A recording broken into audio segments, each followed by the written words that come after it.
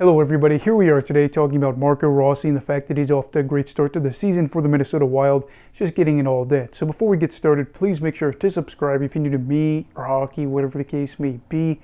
Being said, let's get on into it.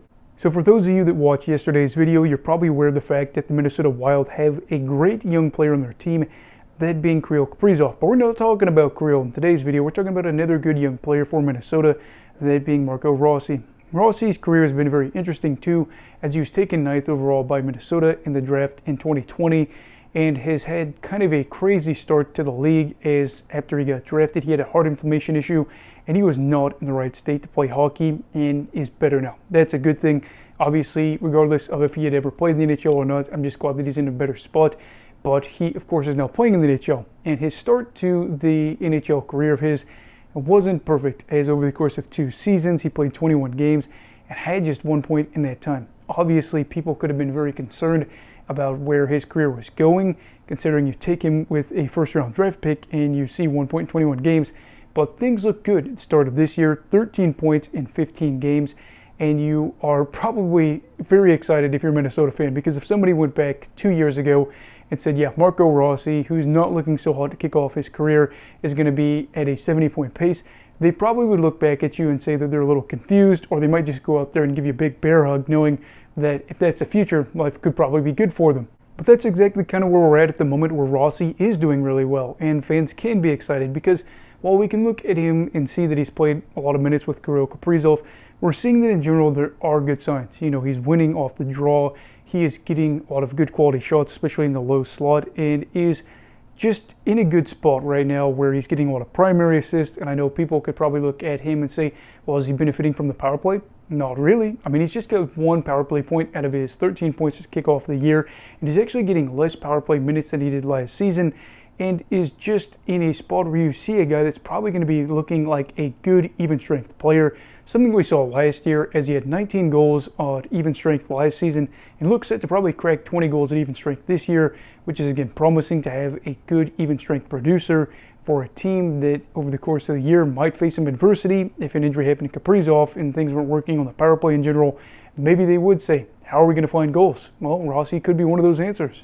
And I really don't know what Rossi's bar is and how far he could go in his career, but I can tell you that he is a good young player, that if they could have him turn into a good two-way center and just produce, again, like we already talked about, at even strength and win off the draw and give you good defensive results, they would be ecstatic for that. And it's a sign of good things for Minnesota with where we're at right now. I know that we've talked a lot about Minnesota's cap space and how they probably wish they had more of it, as I'm trying not to laugh here looking at the cap space that we've seen in recent years.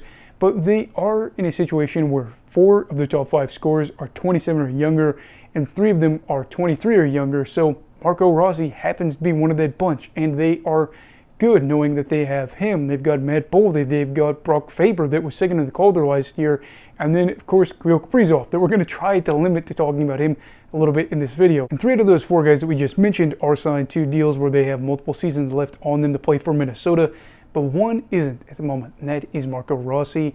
And Rossi isn't RFA, so you know Minnesota's probably going to go out there and give him an extension.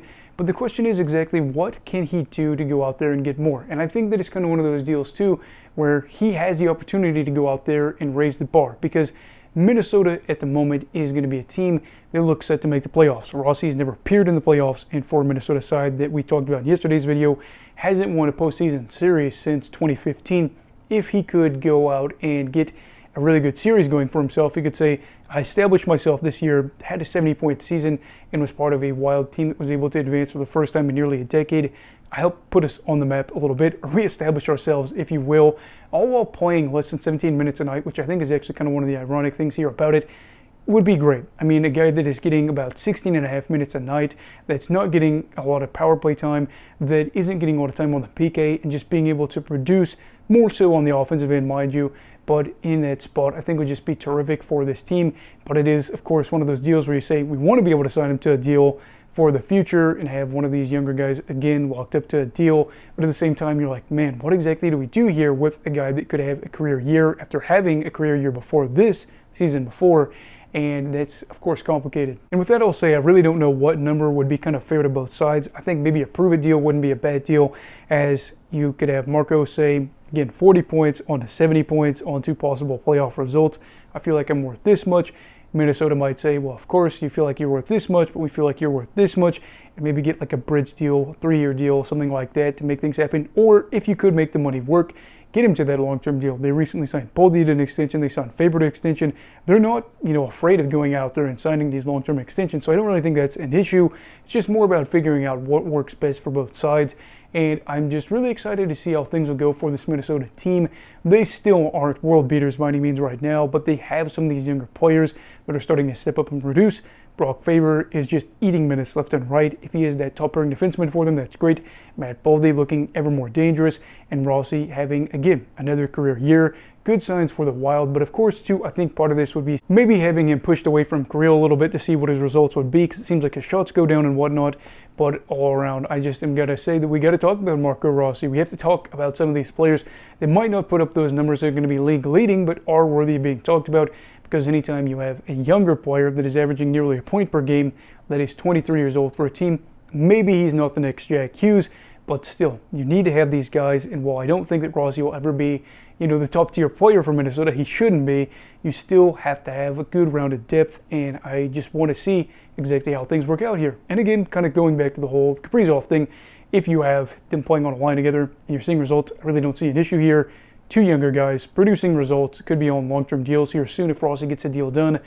Why break up a bad thing unless you absolutely have to? But anyway, yeah, talking about Marco Rossi, good quality chances, guy that probably is going to go out there and crack 70 points.